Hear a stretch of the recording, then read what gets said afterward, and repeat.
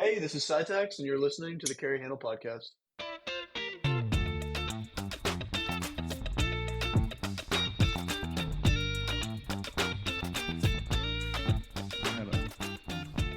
I haven't used that intro in so long. Welcome back, everybody. As you heard, we have a guest. Yes, Kevin, I brought back the music. I'm bringing it back. Yeah, you did. You did. I'm very proud of myself. It was well worth it. I feel a little dirty, actually. I need a shower now. So that was a long scrapped intro music that I'm sure some people have not heard. But I've said this previously, we do have a guest. Say hello, guest. Hello, I am guest. He is guest. Hello, Good guest. talk, guest. Best episode yet, boys. All right, cue music. Cue outro. Oh yeah, that's right. We have an outro. Oh yeah, Kevin, we have an outro. We're like professional. Wow. Whoa. It's fucking crazy. Nuts. Nutter butters. What are we talking about today, Kevin, so we can keep this sort of on an even keel? Well, we're talking to our guest here, Psy Tacs, and he has some real interesting perspectives about backcountry. Backcountry sustainment. Oh, yes, thank you. Backcountry sustainment. It's literally on we by the way, listeners, we have a document we share internally, so we have an idea of what we're talking about so we don't sound like complete idiots, and he still whiffs it. I'm proud of him. Golf carted it right to the ground. And then more backstory. Kevin rolled a golf cart on top of both of us after I let him drive for 30 seconds. Rolled it right on top of us. There has to be a statute of limitation or something. Why so am I we just can't now get in hearing trouble. this? Oh yeah, there's a couple stories like that. Best 30 seconds in my life. He was complaining the whole time. We were playing golf. I'm not going to say where, obviously, even though I'm pretty sure it's fine. But we were playing golf the whole day. I'm driving because I knew it would probably be a bad idea to let him drive. I know my friend. I've known him for 15 plus years. First time I ever golfed. Not yet. First time he's golfed. I'm like, you know what? Probably not a good idea. I saw the craziness in his eyes.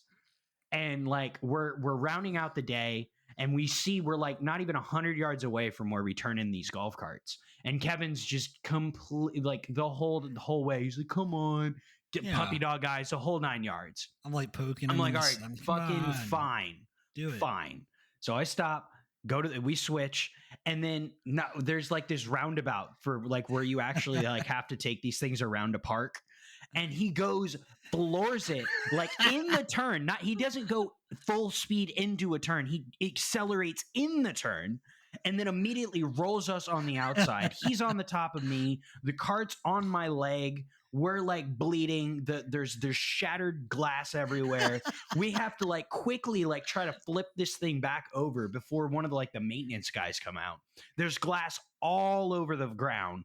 We like limp or like we're bleeding on the seats. We're like trying to slide back in. I'm driving, by the way, now. It has not even been 30 seconds and I'm back in the driver's seat I'm pretty sure we bent the frame on the sunroof. Just casually bleeding profusely from my leg.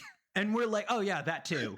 And we're trapped. He's on top. Like, it was a good time. So we finally park it. And then we go to this bar and we like get out of my truck and we're just like hobbling into this bar. And the bartender's a trail of blood behind us. Yeah. We're actually dripping blood. Not even joking. We're dripping blood walking into this bar. And we're like, can we have 2 drinks, please?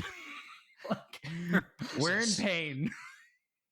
Please. Kevin's not allowed to drive golf carts anymore. Yeah, I don't. It's kind of a joke now that I asked Bryce if we could go golfing, and he's no. Yeah, so I'm gonna go ahead and say that for like the both of your guys' safety, it's probably best that neither. That's what I'm thinking. Yeah, it's not a good call. Thank you.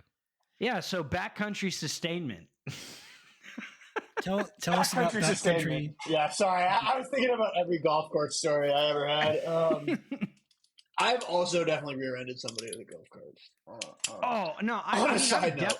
I've definitely had some golf cart fuckery. I'm not saying I have. Oh yeah. Like that's just okay. Before we get into this, now I got to tell you my golf cart story. We need to hear the golf cart story. Here it comes. First time I'm up in Alaska. There's like a golf course on base, obviously, and first like time we go golfing, bunch of guys from work, and I didn't think that they were gonna be like taking it super seriously, right? And then we do like the first like hole, whatever they're called, holes, I believe, and Giggity. everyone all of a sudden went from like, okay, we're not taking this seriously, like super serious. And I couldn't tell if we were like being like funny serious, like, oh, we're taking this super serious because it's funny. So I kind of started like, messing around with the golf cart. And then I like rear-ended the hell out of like one of the other guys, and he had like a complete like meltdown. He's like, "You're not taking this seriously," and I was like, "Okay, well, all right, I guess I know." I know the mood. I know what the mood is. All right, you guys aren't trying to get a DUI on a golf cart on base. Damn, it's fine. They're very good, sir. Yeah. Everybody's kind of a nerd. Whatever. So I think getting to the backcountry sustainment part of it, to give some background, I'm not on a golf course. Not on a golf course. Damn. Not on a golf course. I'm Psy Tacs. I'm the founder of Psy Tacs, but there's multiple members of us. Are there 4 of you? Wait, are there more of you? There's more than one? Wait, there's more than one. Bryce, did you know that? I had never heard. Dudes. I'd never heard. All right. Do you hike? I do. I do, yeah. Okay, Bryce, so obviously he does. He's doing backcountry sustainment. Oh, yeah, that's true. So tell us about Psy Tac. It's 4 of you. What is it? Yeah. Why do we care?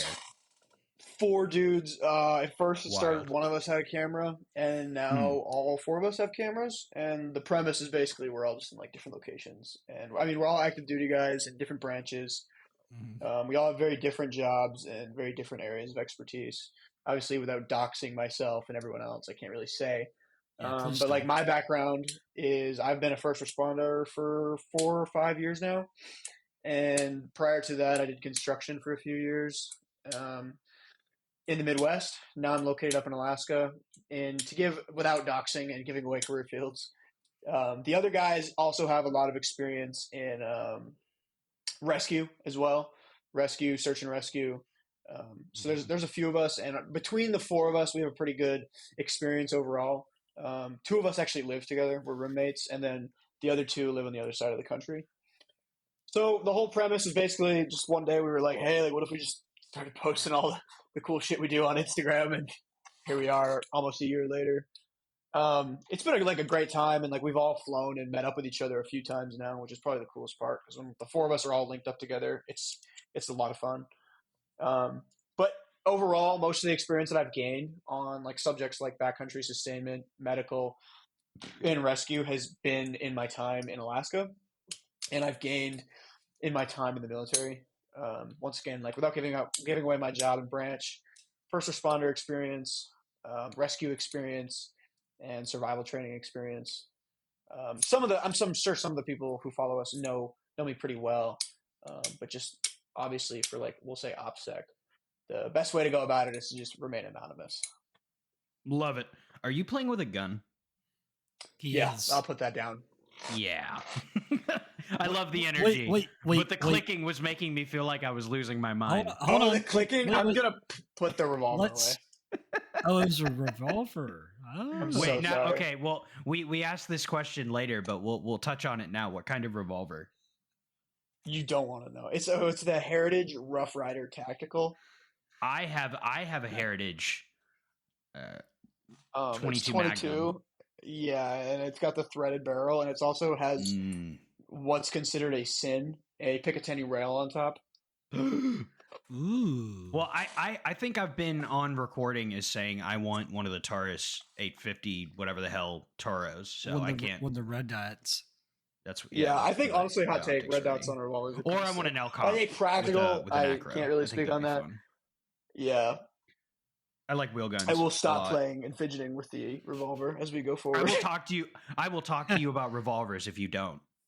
Endlessly. Yeah. Okay, I love revolvers. Circling back. Circling back, sir. Oh, circling back. Oh, look at the puns on this guy. I like it. All right, real quick, plug your website, and then we'll do it at the end too. The website is psytacs.com, psytacs.com. And then the Instagram is Psy Tacs LLC, which is because obviously I'm shadow banned, obviously because I posted. Attaboy. Me too. So yeah, but the website's psytacs.com, Instagram Psy Tacs, and then the Instagram that you can actually find is Psy Tacs LLC. All right, perfect. Nice. Well, let's get into this then with more of a less golfy feel. Please. Subpar. Okay, all right. I'm just gonna cut out like half of this fucking recording. It's all shitty jokes. All right. So where are we starting? Because I'm the dumb guy. I don't know what I'm talking about. I just know what I carry. I think every we day. should start with what like my typical like trip kind of looks like, because I think as we talked about earlier, I feel like a lot of creators and guys who post content about this kind of the area that I'm in aren't actually located in environments that are difficult, to be honest. I feel like a lot of these guys, they own their own land and they're doing stuff on their own land where they know the environment. Mhm. They're in the lower 48, and I'm up here in Alaska where a lot of the time it's really weird. The weather's pretty much unpredictable. It's a whole different terrain. There's like the actual threat that a bear might kill you. So it's a very different like tactical entity, I guess would be the word. Because I think in the lower 48, the tactical community and the gun community is very different than it is up here, just mostly because of gear sustainment. And the category of gear that you need to actually be able to perform here is extremely different than a category of gear you need in the lower 48. Even in the winter, I'm originally from New England, and I can speak on like the New England winters being pretty gnarly. And I would still say like Alaska winter in the backcountry it's such a different environment, and they're even in like an urban setting in Alaska. It's like the last place I would ever want to be in any kind of scenario where you need either medical attention or need to get to a hospital. Even in an urban environment, Alaska just makes it a nightmare. So I've never been to Alaska. I know we said this off camera, but I want to sound like an idiot on recording. Or not, not camera, but recording. But my only experience is the Backyard Boys YouTube channel for Alaska. So I obviously know everything that there is to know. Yeah, of course. Yeah, obviously. So I just need you to know that I'm amazing. I know everything. You are not about the first this. person to bring that up. I don't even know who they are. So I've seen like clips, and like don't get me wrong, I think it's really cool. However, I'm not a billionaire, and a lot of the gear I'm working with and the gear he's working with are very different. Right. So Kevin, I would like to say I'm balling on a military surplus budget. I love it. That's venture surplus style. My taxes well spent. Love it. Pretty much. Love it. So what does a trip look like for you when you're leaving for a trip, for a hiking trip, for a range trip, like just going out in your douchebag Subaru? What are we doing? Walk us through. All right. So I have like my gear is actually pretty well organized. Like I can really just kind of spin around and look at it, which is one of the things I think has helped. I don't really keep my gear in a closet.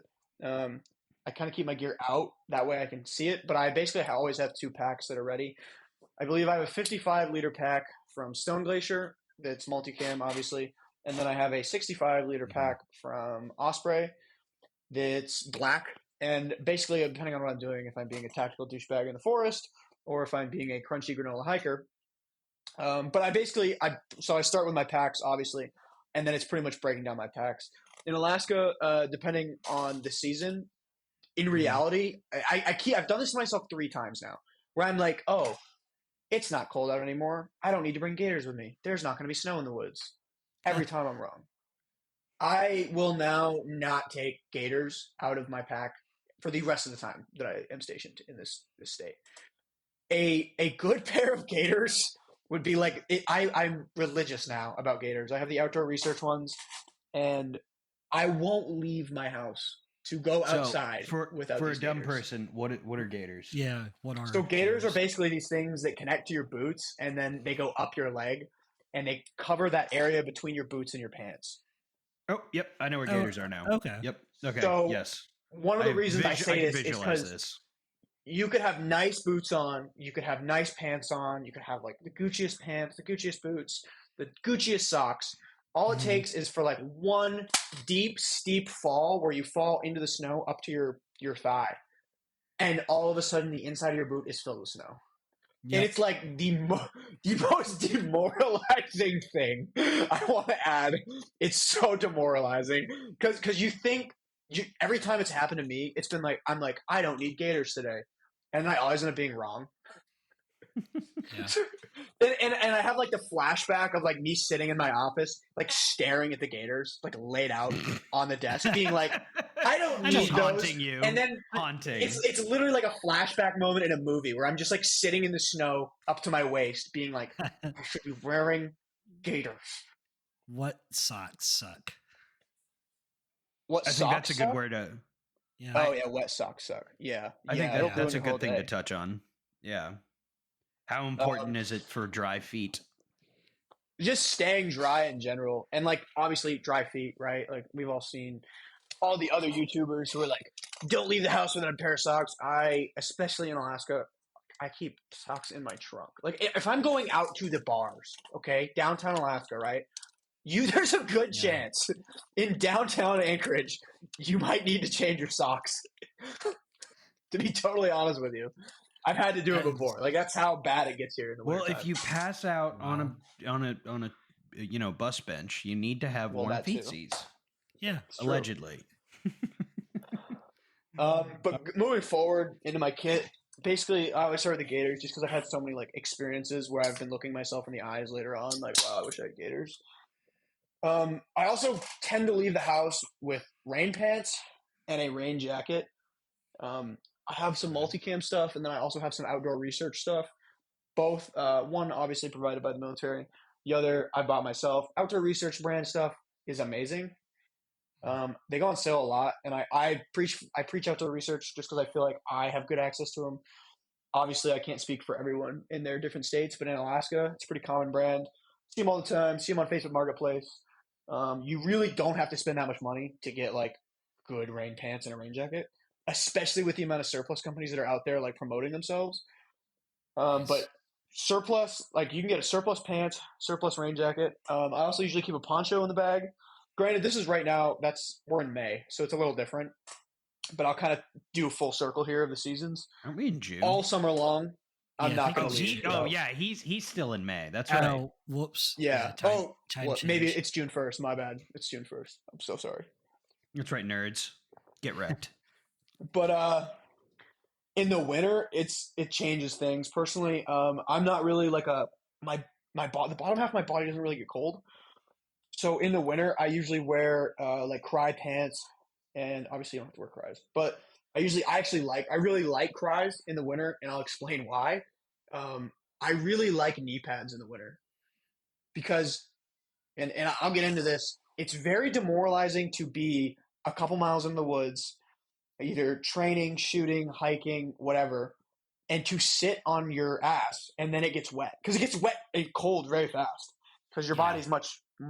The best thing I like to do whenever I drop pack, I do anything, is I just take a knee, and that's why I wear Cries in the winter, probably more than I do in the summer, because that big knee pad is so nice. First of all, my knees don't get cold.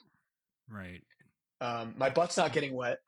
Yeah. And it's kind of just a win-win. I prefer it, and that way I'm not getting like wet knees either, because like that padding on the Cries does like a really good job.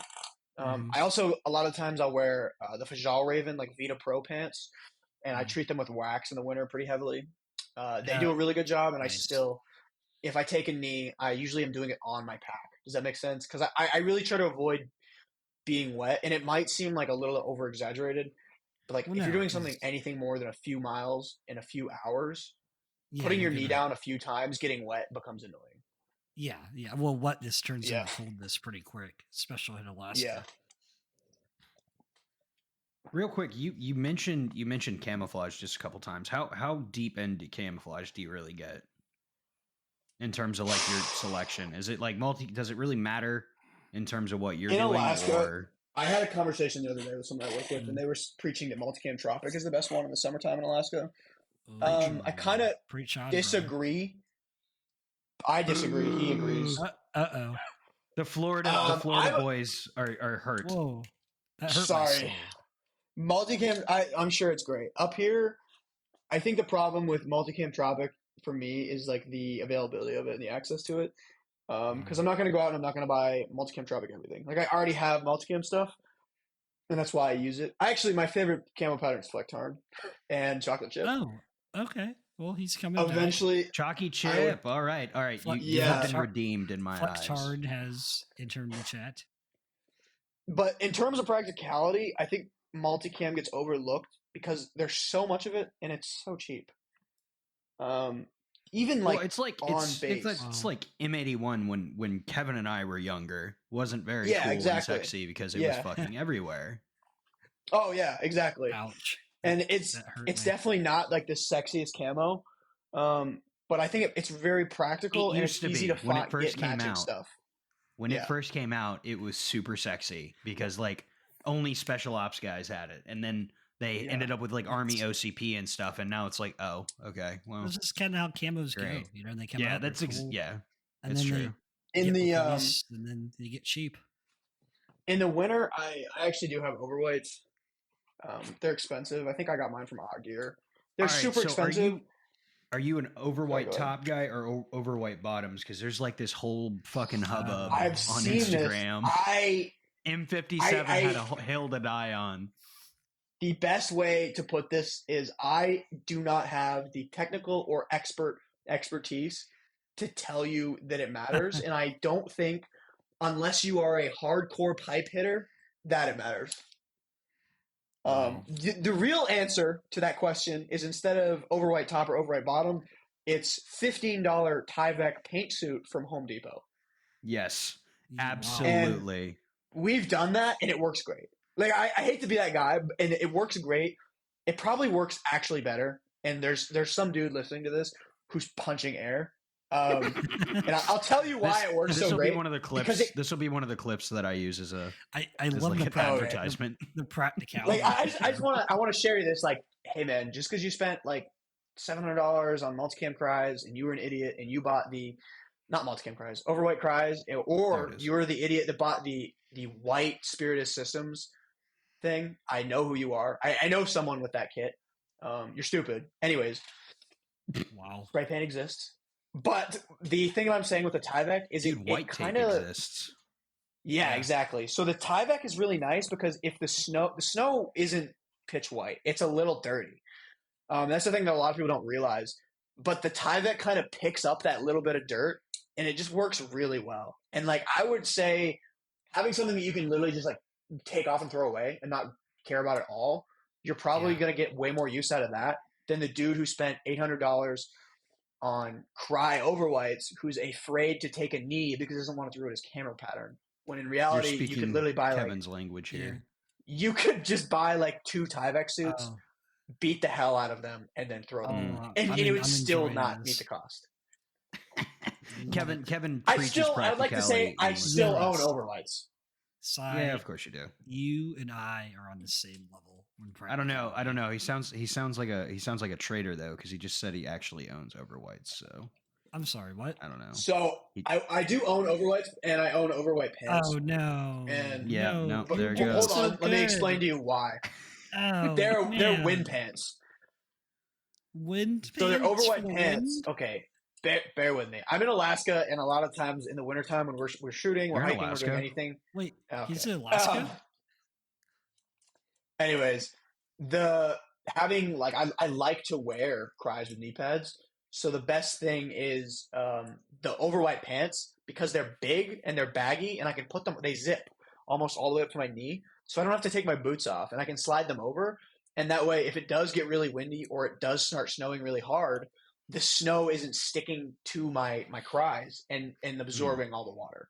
It kind of acts as more of a water repellent, if anything. I'm not cool enough or high speed enough to tell you that winter camo matters. Right. I'm sure it does. But I'd be real with you. I think mixing camos usually looks pretty good in my experience. There's a couple like studies that talk about mixing camos and what the eye does with it, and it's supposed to be pretty effective depending on how you mix them. The whole idea is to break up the silhouette, right? Right. Yeah, that's the best thing you can do. I mean, all right. Okay, that tracks.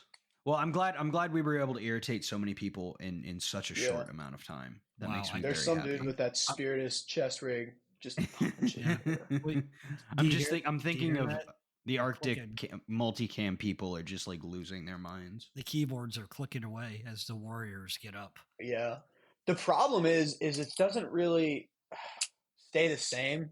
The environment is so weird and changing depending on elevation and where you are. Like where I am right now, my grass is green. If I drive for 45 minutes, I can find snow. So, so like if you really want to be like the prepared Alaskan, honestly, your best bet, get a white can of spray paint. Like it's, like you heard it here first, folks. White cans of spray paint. I also think that people think that they have better eyes than they actually do. And I'll tell you like a short story on how hard it actually is to see anything in a snowy environment in the snow. We're setting up steel targets. Granted, they're spray painted white, but we spray painted the faces black, like black. So the frame and everything is black. We have one at 90 and one at 160, and they're in a tree line, and we're sitting in an opening, and we're about to do drills, and we're shooting from a barricade and all this cool stuff. We put them out there. 3 of us, and they're not moving. The guy who carried all the stuff, put them in the woods, could not find them. Nice. Because I can explain this to you. They were metal, so it was snowing. The snow was sticking to the metal, and just that little bit of snow would your eyes couldn't pick them up at all. Yep. And they were painted black, so it's black with a touch of snow, and all of a sudden your eyes don't pick it up at all. And I think like that right there tells you like it's a lot harder to notice things in a forest or any kind of wooded area than people realize. Interesting. Yeah, makes sense. Right. So we covered camo. What other fun things do you pack on these adventures that you've been taking? Water supply is huge, especially in Alaska. All right. We touched on this briefly. So I don't like camelbacks for like a really oddly specific reason. Well, that's very specific to you. Well, yeah, but I mean, I also think that there's a valid reason not to like camelbacks. Maybe I think bladders are kind of subjected to puncture, and especially in cold. Now, granted, when I was in a cold environment, it was in Maryland, and I had a camelback dump on my back and then freeze, which kind of fucking sucked. But the flip side of that is a bladder, if you have it like under armor or something, can stay warm. But if it bursts and runs down your ass and like underneath your like kit, it'll definitely ruin your whole day. That makes me super nervous. So I like canteens, but that's also my very limited exposure and knowledge. I'm still for a camelback. I am very limited experience with them, but I would do it. I don't have a camelback. I have a giant water bag that's got paracord on both ends, and my Stone Glacier pack has it's kind of like a discount tri-zip for the Tarkov guys out there. Not a tri-zip, similar to a tri-zip. But there's we're still getting the gaming influence here. It's the Stone Glacier pack. It's got like this outer. There's this one. I like it because of this. I might add, but I could put 2 large Nalgenes in it, or I can put this water pack and an Nalgene, or I'll put the water pack and then food on top. The other thing to keep in mind, and it's happened to me several times hiking by myself, I just find up here that even with those insulated Nalgene things, water freezes really fast. Yeah. And the best solution for me to that is obviously any kind of elevation or like incline or difficult terrain. It's not optimal to have a water sack hanging around my neck. So what I usually find myself doing is when I leave the house in the morning, I start with hot water in the things, right? Just warm water, obviously not cold water, because the longer it takes to reach that freezing temperature, the better. Right. And then I pack it inside my pack. I try to insulate it as best I can. But a lot of the times, like in the winter when I hiked, it was, -10, -20. It's not a whole lot like you're doing. So I found that the best way to do it is it would freeze a little bit, yeah. But when I would stop, I would just, quickly whip my pack around, unzip. It sounds like a hassle, but it's better than having freezing water. And then I would wrap it around my neck. Like it's basically like a necklace. and then the pack sits in front of me on my chest, and then I zip it up. And if I know I'm getting close or I'm in a level area, I'll do that. So the water, obviously, like my body heat is keeping it from freezing. And I would do that a couple times. Nothing more embarrassing than this happened to me pretty recently. I was on a solo hike by myself. I wasn't using my Stone Glacier pack. I was using my Osprey pack. And this is the worst part of this isn't the first time this happened to me. I had Nalgene's, not the sack, and I knocked a Nalgene out while going up a pretty steep incline. Didn't realize it at all. So I get to the top of this mountain, and I go to like whip out my my little pocket rocket and my like freeze dried meal, and I don't have any fucking water. Which was really like weirdly embarrassing for me. So I'm like, okay, well that's cool. Well, I guess I'll just head back down. Luckily, it wasn't like anything crazy. Only a few hours. That was the first time. The second time it happened to me again. I like ran into some college kids. And they were like, "You need some water, man?" And I was like, "Yeah, that'd actually be great." Nice people in so even Alaska. not only keeping your water, granola boys. Yeah, pretty much the Cotopaxi hats. But not only keeping your water like obviously from freezing, but keeping it like so you don't lose it. Both pretty like important things. I would say. In my experience, you really just don't want to lose your water, and you don't want it to freeze because if it freezes, it takes a lot longer to warm it back up. So the best thing you can do for preventive freezing is, I'm focusing on water, and I'm very religious almost with it now of making sure that I have a good water supply when I leave the house. Well, hydration is very important. Yeah. Well, and I always have water in my car. I would say even carrying over to people that live in an environment that we live in, Kevin, that water is a universal fact. Like you need to stay hydrated. Even in swamp ass Florida. I was gonna say our summers try to murder people. Like, Psy Tac walks outside, he's like, wow, this is moderately nice weather. And then a bear comes and kills him. Yeah, the bear comes and kills him. We walk out. I walk outside and it's hotter than hell, and then the crack. And the sun tries to kill us. Yes, with a crackhead. Yes, that too. Yes, but both. A sweaty crackhead. A sweaty, sunny crackhead. Oh yeah, Florida. Yay. The other thing is, I'm sure there's some dude listening to this going, "Well, if there's snow on the ground, why don't you just boil snow?" I was about to ask you what is I was going to ask about that. Yeah. What's the logistics behind actually like boiling? I watch snow? Backyard Boys. Okay. I know the truth. Is it feasible? Is it even a feasible thing to do? I know it does take a while, doesn't it? It does. Here's the thing: is it's time consuming. It tastes god awful. Well, yeah. Okay. It's poop water. So with my cooking setup, I don't really have a way to like filter out the like rocks and crap. So I feel like every time I do this, I end up with like rocks in my teeth, which is like the worst feeling in the world. Raw dog in water, brother. Love it. Yeah. One of the you don't have like a filter straw or something like that, or a coffee filter. I have a Sawyer kit. The coffee filter is actually a great idea. To be honest with you, one of the things useful. One of the courses that I've learned that I've attended without doxing myself, they teach us this thing where they have you take like an extra pair of pants or a piece of clothing, and they have you fill it with snow. And then you hang it from a tree and you start a fire underneath it or near it. So optimally in your shelter, right? You would have like some kind of fire close to your shelter. Mm-hmm. And then as it's tied off, like just say for the bottom of like pants, like just take regular combat pants, right? You can tie them off at the ends. Yeah. Tie them off. You fill the legs with snow, and then you put your water source, your canteen. I have like my canteen, my Nalgene, and then I have the like metal pot that I cook with my pocket rock comes with, and you could take any of those three things, and then the water will pool up in this, and it actually is I've done this once. Obviously, it was in the class, and they had us demonstrate it.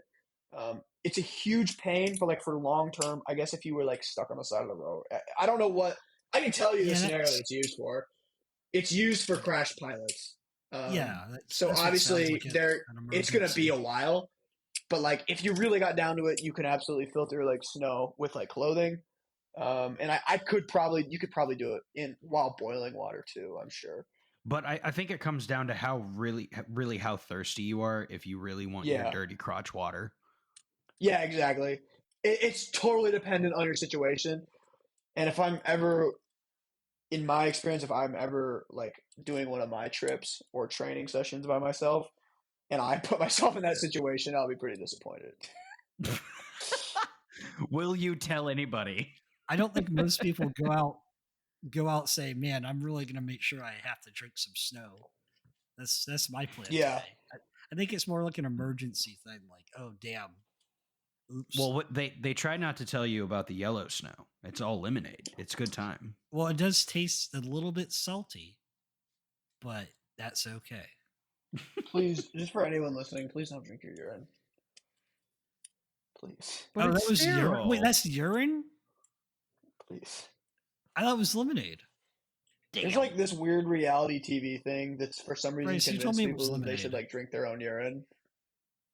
Well, I mean, if you're going to do that, you might as well drink seawater. Yeah, I like literally. Yeah, please don't. Why not dehydrate yourself better? Also, can I add something if I may? No, sure, absolutely not. Don't eat your own poo. Correct. What just happened? Yeah. Where did this just go?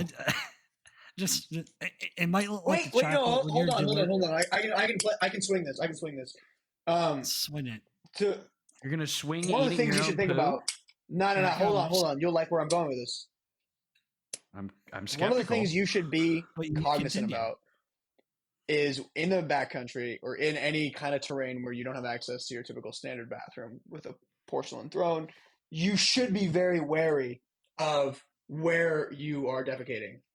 For a variety of reasons, is that if you get it on yourself inadvertently, and then you inadvertently later on get it in your mouth without acknowledging or being aware, you will get sick, and you will put yourself in a very bad situation. I actually, in my younger careers, I have seen people inadvertently do this to themselves. I mean, that's a great way to get C. diff, I believe. The pooping that makes you poop a lot. Hand sanitizer doesn't really work up here in the winter. It will just freeze. Nice. All right. So I think that might be a good segue. Like, how do you maintain your boo-boos? Like, I mean, just kind of like a quick and dirty. So for this, what do you specifically? I'm not saying what other people should do. Let me add that caveat. Right. No. Yeah. So maintaining like injuries and stuff like that. I am a runner now, and prior to being a runner, I didn't know about leukotape. And now that I know about leukotape, you should if you don't know what leukotape is, you should Google it and you should buy it and you should have it, because if you get blisters, it will help you. It will literally save you.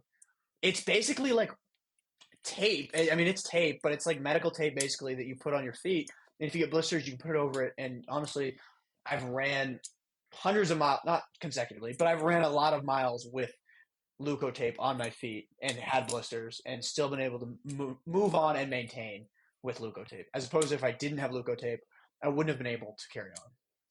So I'm not necessarily a runner. I'm a jogger, and that could definitely be helpful. Getting into the medical side of things, I have a few like first aid kits and IFAKs. Obviously, I had like a trauma one for like the range and stuff, but then my backcountry one was made up of very different. When I was a kid, I had a lot of allergies, and I don't really have allergies now, but I still keep an EpiPen with me. One of the things that people don't realize about the EpiPen game is an EpiPen has 3 shots in it. Oh. Some people are aware of this, but it's not. There's the initial needle, right? But then if you take that sucker apart and you get inside of it, there is like 2 more doses worth. If you get that needle. I require an EpiPen, so that's good to know. I have a couple. So yeah, anyone out there with an EpiPen, if you are in the hiking in the backcountry, any kind of scenario, you can use that thing more than once. Keep that in mind. It's going to be a pain in the ass, and you're not going to. I might have to fact check you on that one. I'm going to have to go home and take pull a look. That up, Jamie. Well, I mean, you can Google it. EpiPens I are would good. no. Even if you That's don't, actually kinda even if you don't interesting. have allergies, if you're having some, traumatic stuff, Yeah. epinephrine's always the answer. What's the Granted, answer? but Epinephrine. in this case, I will say I watch Grey's Anatomy. Push Epi. Yeah. Just because we're in a public setting, please don't. If you get a traumatic injury, administer yourself an EpiPen because you Just saw that. squeeze your butthole Please. and rock back really Please. quickly. It's fine. Jesus Christ. All right, so you mentioned an IFAC. What like bare minimum? Like what are you putting in that IFAC? So I have. And what is an IFAC? I have a few. What is an IFAC? And I'll break. Okay. I'm not gonna lie to you. I'm drawing a blank on the acronym here. Infantry. It's embarrassing. It's not infantry. It's not infantry. It's individual. Oh, is it individual? It's individual first aid kit. Yeah, my bad. Okay. Jesus Christ! Okay. How am I the only one that actually knew that? Wow. I don't. Wait. Whoa, come here, break. Whoa, that's nuts. I feel so right, good right now. Don't play the acronym game with me. We had this conversation earlier. There's way too many acronyms. Not using acronyms. You said no. We should use acronyms. They may not know what we're talking about. And then you're over here the dumb guy knows. Acronyms. I even knew what Epi meant. In my IFAC, without completely taking it apart, I have two. This is like the trauma one. I've got 2 things of compressed gauze. I have 2 things of combat gauze, quick clot. I've got 4 pairs of large gloves. I've got a nasopharyngeal airway and an oropharyngeal airway. Please, if you've never had any kind of training with those, do not just try and jam one down someone's throat. So what are you... Deviated septums don't mean shit. Yeah. So please, quick, for the love of God. Okay. It'll go in. When you're packing that, what are you planning for? What when you say a level 1 again, like I'm relatively new to this, so when you say level 1, that's like it's omitting some other factors to make it smaller and more compact. And yeah, so like what, I have a few, and this one I like because say if I was at the range and someone accidentally capped me, this one would be probably the more useful. For my actual backcountry one, I will. Yeah. I'm gonna go into the 320 and grab this. Yeah, actually, I met someone in the woods the other day who blew their nuts off inadvertently with a 320. Ouch. That's good. Hey Kevin, what do you carry? I carry a 365 XL that has the same trigger components, and good, I will die on that hill. Moving on. Circling back to first aid here. I have 2. So of these 2, I have one that has a product that hasn't really been released yet, but essentially, I mean, it's a released product, and other people have them. It's not like a new concept or anything, but it's a pill pack, and in this case, it's from American Pathfinders. He hasn't published it yet, and I don't think he'll mind me talking about it because it's not really a controversial or new idea. We're on the ground floor price. We're currently on standby. So I text things to myself because I'm special. Okay, so in the pill pack that he sent me, and this is like one of the prototypes, and we kind of helped. He came up with it and sent it to me. He has Advil cold and flu, alcohol prep pads, antacid, Bayer powder, Benadryl, burn gel, Band-Aids, hydrocortisone, Motrin, triple antibiotic, Tylenol, extra strength, and sting relief pads. Nice.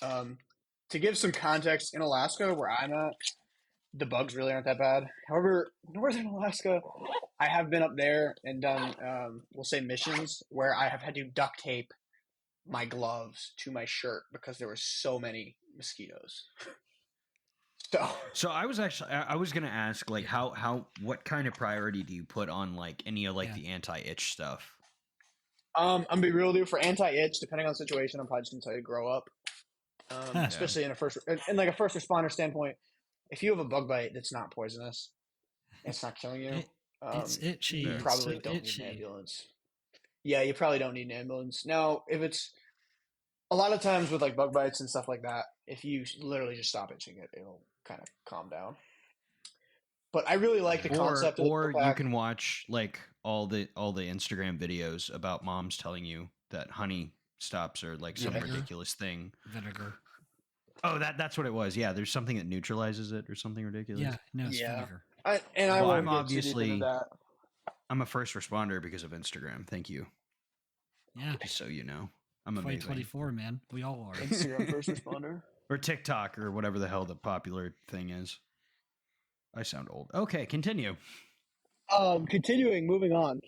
The first aid kit, it really depends. I guess in a realistic standpoint, I'm not going to get shot in my off time.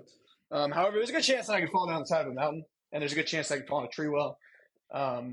Ice and snow, actually. I think the theme here is keep it realistic. Keep your fantasies in your fantasies. Be realistic to your scenarios. Yeah. I mean, that carries over to like YouTuber. Carrying a gun too, right? You know? Oh, 100%. That's universal. But being realistic, I mean, up here in reality, you should have an avalanche beacon. Let's say hypothetically I do. You should have a GPS. I have one of those. I've got one built into my watch, so it's not really the end of the world. Obviously, the shoulder mounted ones are great. It's really easy. Anything that isn't like tied directly to your body, it's really easy to lose it, especially in any kind of terrain. And I feel like most people's hiking experience is limited to hiking on a trail. And I can tell you that hiking on a trail 8 miles and never ever hike is two totally different experiences. 8 miles on a trail and 8 miles through like bush are not even remotely the same.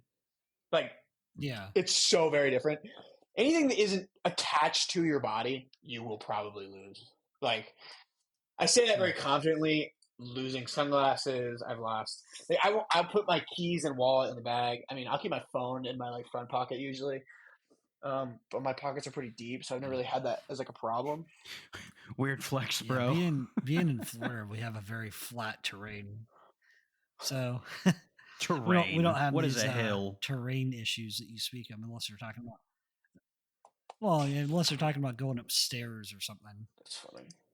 Yeah, on elevation, I mean, I basically built my own medical kit around that, right? So, I mean, sterile water can be very important. And one thing I've noticed up here, and in this, like, let's say this ecosystem that we kind of exist in as, like, the tactical community or whatever you want to call it, I know a lot of guys who carry tourniquets but don't have Band-Aids. Whoa, wait. Hold on, say that again? I know a lot of guys who carry tourniquets but don't have Band-Aids. Okay. And it seems to be a reoccurring theme. Why are Band-Aids important for somebody that literally never uses Band-Aids? I mean, I guess you can stop the bleeding, but then what? You're just going to wait till you're having I mean, not every injury is like, I need gauze and quick clot. And a lot of times, just like, honestly, a cut on your hand. I've seen a cut on someone's hand ruin someone's whole day. Like, that hurts. And no, it's demoralizing after a while. And sometimes simply something as little as a Band-Aid, even if it's not making a huge difference, you can trick yourself into being like, okay, like this is fine. Like at least it's not bugging me. So as opposed to having an open or exposed cut on your hand. That kind of goes more towards in the cold too. I would say that aids towards the psychological part of that too. 100%. Because there's more of a mindset as well. I mean, Band-Aids are going to help, but I mean, if you really shouldn't be there to begin with. Placebo effect, if you will. Some of the places that I've like we do our stuff. I did this to myself when I was first in this realm of existence that I'm in, and being like a first responder, I noticed that I had more tactical kit than medical kit, and I realized that that's stupid. I would really invest, like anyone who doesn't have any kind of like medical training, you should go out and you should seek it. I'm not going to touch it in a podcast form. It's just not really the right thing to like get into, but you should know how to take care of yourself and others. And tourniquets everyone has tourniquets. When's the last time, I say this all the time, like when's the last time someone actually put a tourniquet on somebody, you know? And a lot of the things I've learned as a first responder is you don't even really have to know how to use something or like practice it 100 times. Half of it is just knowing where it is. In my professional experience, I've seen people have meltdowns trying to find gauze because they're grabbing the wrong bag. You know what I mean? Oh wow. Or I remember when I was younger, one time this dude told me to grab the BP cuff, blood pressure cuff, and I grabbed it on the wrong side of the bag, and I immediately like froze because that simple like, oh my God, why isn't it in this when you open it, can throw you off. And especially when I was younger and inexperienced and I didn't really have like, I wasn't who I am now. something like that can really throw you off. And now I look at someone who doesn't really have any kind of medical training, and they're at the range, they're in the woods, and they're training with their bros, and all of a sudden someone does need a tourniquet. Half of those guys aren't even going to remember where they put it. You know what I mean? So if kind of relating that feeling, because that is an all too real feeling. I mean, absolutely. I think the less tactical version of that is if you reach for your wallet and it's not where you think it is. That feeling, and you that exact feeling. Where is it? Where'd it go? Yeah, I've experienced that as a first responder. Like that, and it's an embarrassing feeling. Like I'm not gonna lie to you. In any first responder out there who has been like, "Oh, that's never happened to me," is a liar. Don't be fooled. Every single person at some point in their career has completely had a blank moment, and I can recall all of mine. You know what I mean? Oh yeah. And that's why it's so important to know where things are and how to use them. Don't get me wrong; knowing how to use them is a part of it, but chances are most things are pretty simple and pretty easy to use. You know how to put a Band-Aid on, and everyone has seen enough movies to know to put pressure on a wound and to wrap it, or high and tight, and all this fancy stuff. You really don't have to be a rocket scientist. I've seen tons of people get caught up struggling, ripping through gear bags and med bags, trying to find something that was right in front of their face. It's like when you lose the remote, you think you lose the remote, and you rip the whole couch apart, but it's actually just sitting on the end table. You get like a tunnel vision. Oh yeah, it doesn't even have to be just medical. Yeah, I've done it with a lighter. You don't need it till you need it, and then when you need it, you're like tunnel vision. Where is it? Yeah, absolutely. That's why I think for me, I kind of keep my gear packed and I repack it so I know where everything is. And in my professional career, one of the biggest things about my job is knowing where everything is. And where it's located, where it is, and what situation you need it in. Because I can tell you all this stuff about medical, but your average bro listening to this podcast, I'm going to assume medical training is very limited, and they probably own a tourniquet. It's probably safe to say you own a tourniquet, or they bought some kind of IFAC. The biggest thing I would tell you to practice is literally just opening it and grabbing it. Another thing is the packaging that a lot of this medical gear is in. People have never opened it. I have seen people get caught up trying to open a gauze pack where I'm like, oh my God. Because the funniest part is you know how to do it. If you don't know, you know how to do it. But because you're panicking, all of a sudden it's really hard. It's like when you're trying to put the key in the door drunk. It's the same thing. And that's why it's so important. That is the best analogy. Yeah. That was the best. We've all been there. That. Yeah. I mean, yeah. Hopefully not everyone's been there. If you're a minor, don't drink. Please don't drink. It's not my house. But just know where things are. How did you find this podcast? Yeah, it's knowing where things are is half of it when it comes to any kind of medical emergency, and knowing what you need, because IFACs are really not that complicated. I guess you're not getting into any kind of transfusion stuff. In reality, you shouldn't be touching a decomp needle. I'm sure there's a gazillion. I've met a few guys actually who carry decomp needles, and I'm like, tell me where this goes. And then they just stare. I don't know. I'm just going to stab it here. Yeah, and they're like, oh, well, I saw Black Hawk Down. And I'm like, that's crazy. You're going to kill somebody. You're like, wait. If you stab it anywhere other than right here, you're going to hit something bad. And I don't even want to get into that because, and here's the thing, man. If you're in a career where you don't have access to this kind of stuff, there's classes out there. I would encourage, you can go get your EMT license. There's a lot of licensing you can get that's really not that hard. You can go get your personal trainer. That's how, without that I'll talk about.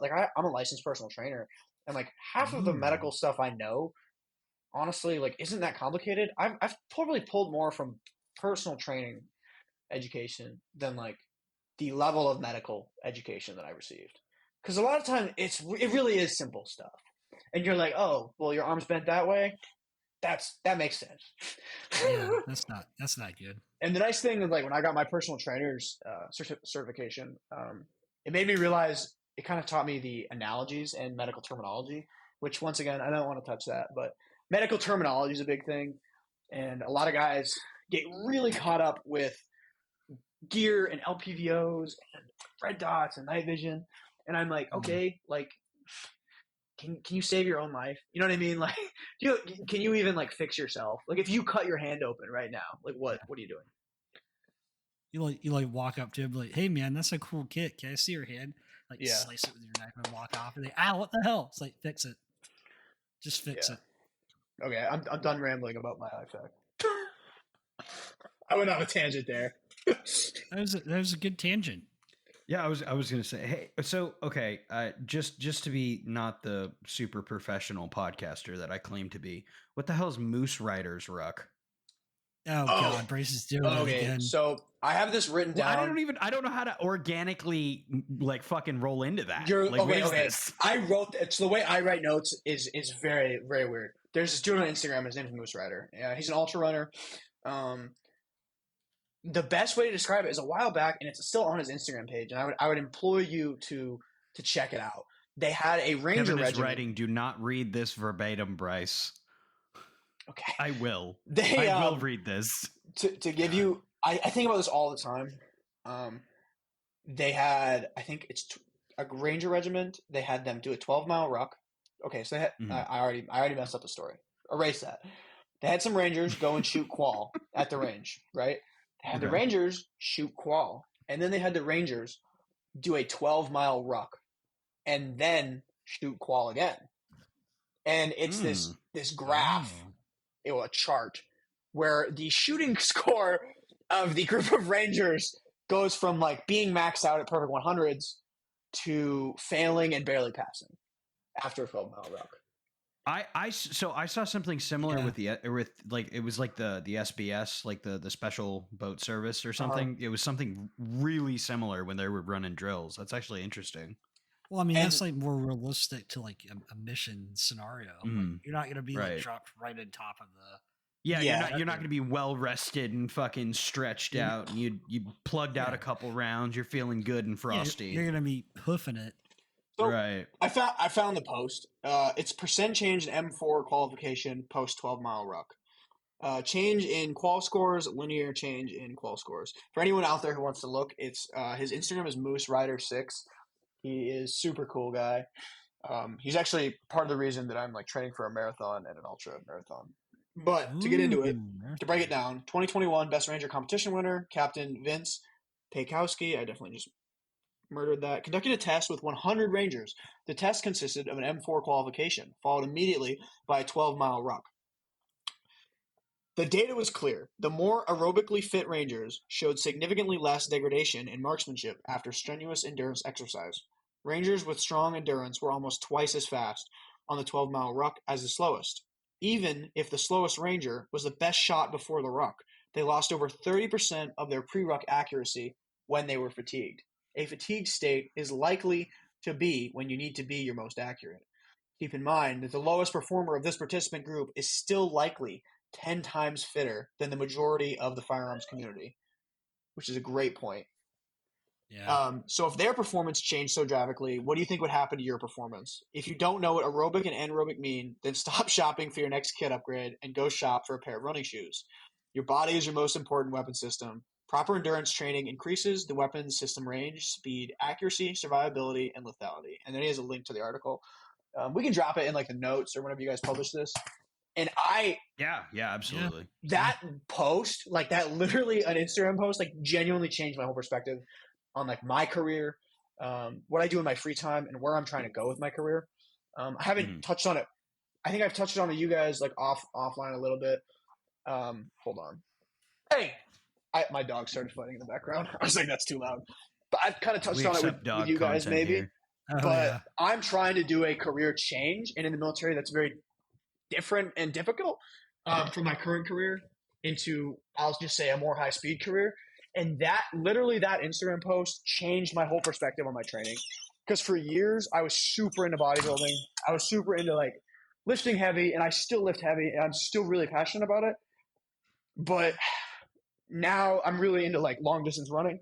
And I think one of the biggest things, if you want to be the best person you can be in this community, this tactical community, and like this prepper community, you really need to look at yourself and be like, what's the fittest version of myself I can be?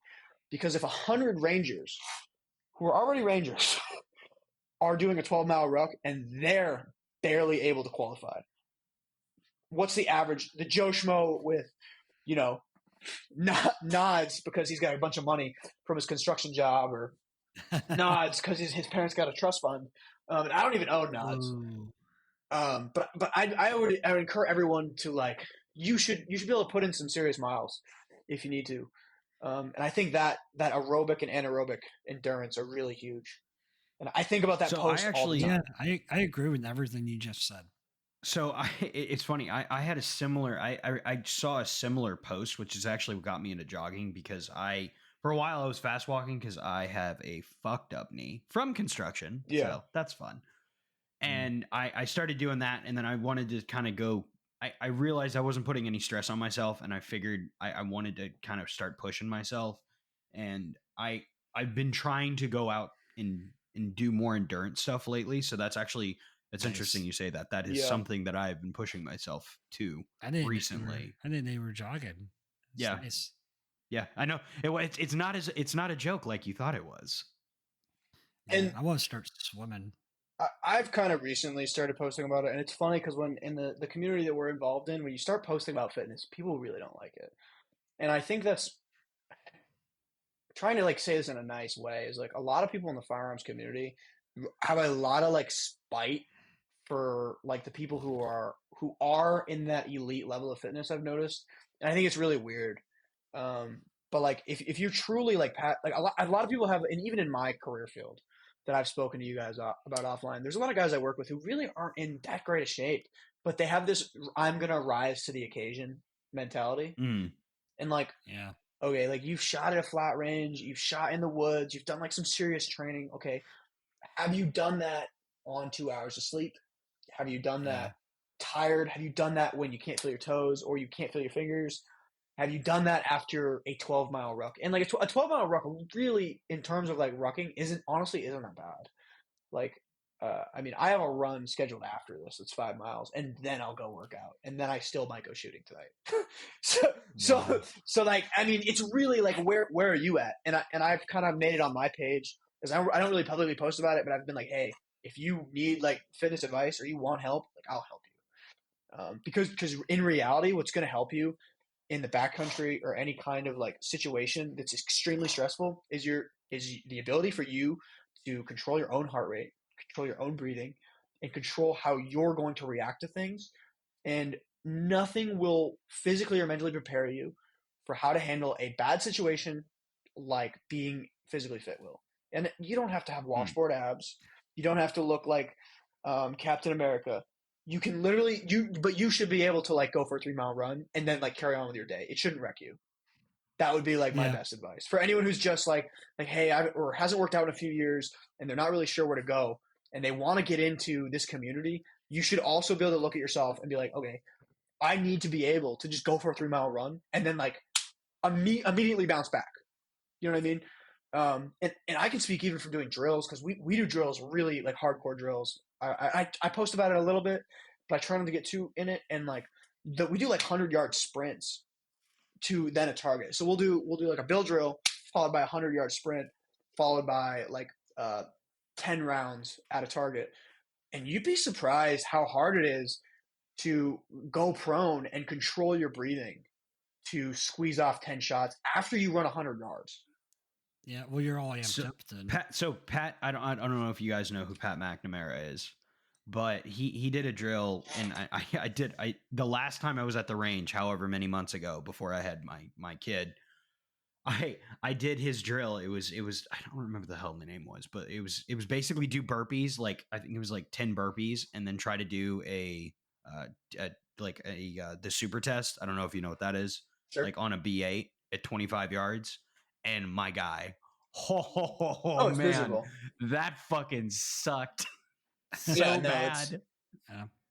And that was before I was in better, like I'm in better shape now than I was then. So I mean, maybe it'd be better, but I can still tell you it's gonna blow. Yeah, and there's a lot of old guys out there who are still like pretty fit that can keep up. It's actually hilarious. Some of the guys I run with are much older than me, and you wouldn't be able to know that they can put in like a 13-mile run and then like be like, all right, like what else are we doing today? Huh. All right. Well, that took an unexpected direction. I'm happy it did. Yeah, me too. I'm always down to Fit talk the about pretty it. same awesome. slides. Hell yeah. So wrapping up, Psy Tacs, what do you carry and what's your dry fire routine? So I rotate between a Glock 26, a Glock 20, and a Glock 17 or 19X, and sometimes a 19. I pretty Wow. much rotate through. It really depends on what I'm doing, where I'm going. The G20 gets probably the G20 and the G26 get the most, probably because the G20 is a 10 mil, and obviously I'm in Alaska. If you didn't know that, anyways, Oh, you were in dry fire Alaska? routine. Yeah, the dry fire routine is made up of me sitting in my office, dry firing at the light switch in my office, or at the Haley Lujan target that I have framed behind me because God bless America. Nice. Yeah, Have you ever thought about like putting up like dedicated paper targets around the area? absolutely not. I know you guys do. I have a All light right. switch So though. I have a dog shit fucking mic, and I don't know if anybody can tell, but this is obviously recorded post. I have to come in here. I cannot allow that to stand. We The pulled purpose of Bryce. paper targets, the purpose for paper targets is to work your eyes. The idea is for target transitions. The idea is for varying speeds on adjusting your eyes, adjusting your trigger speed, watching your sights. No, it is not just to feel like a tactical retard. I'm sorry, I will not let this stand. Right, God damn it. we've dragged Bryce down the shadow realm. Jesus Yeah. Christ. I was hoping nobody would notice that this was edited post, but I will not let this go. God damn it. Oh, Just jeez. don't get it. I'm going to have to edit this. Just don't. It's going to be awful. It's gonna be awesome. Just leave it like this. I'm going to tack this right at the end, and people are like, I'm going to have the outro, and then it's just going to be me complaining about targets. Yep. Oh. No, I absolutely agree with like using smaller things and using absolutely set things. But the idea psychologically to use targets is that your eyes are more absolute in what you're looking for, because when you're actively shooting something, you're hunting. Yeah. And if you're hunting for Correct. something you've already decided mentally as a target, you're going to treat it differently than if you're searching for your light switch. Well, So psychologically, it's not the same, and that's how I use them. It's interesting. I tried doing the eye movement that Ben Steger talks about, like move your eyes before you're moving your gun.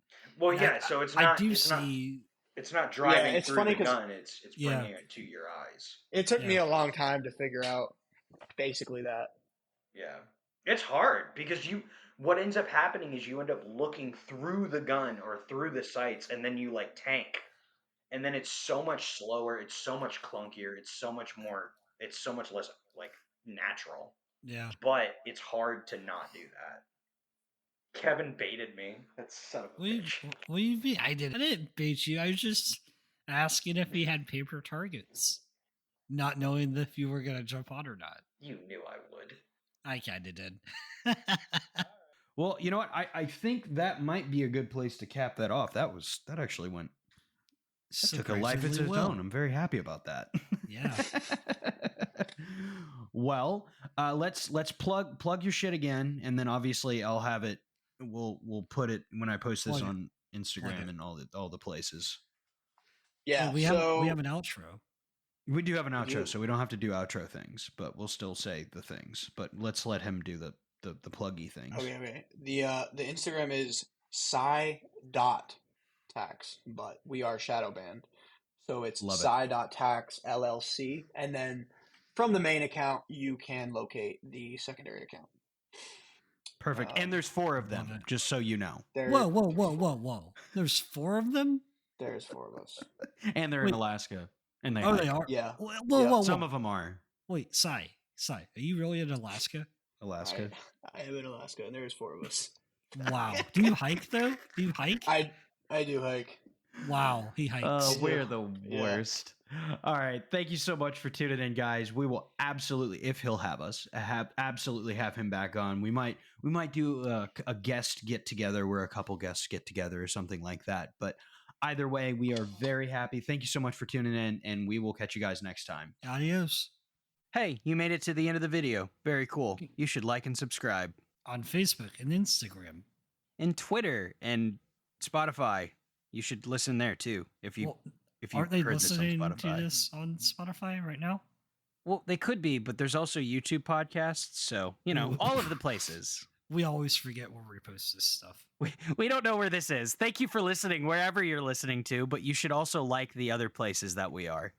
And Who are we and what the hell are we doing here? Yeah, I don't know how we got here. So thank you for letting us talk directly into your ear holes. Right to the brain. Thanks for listening. Bye. Adios.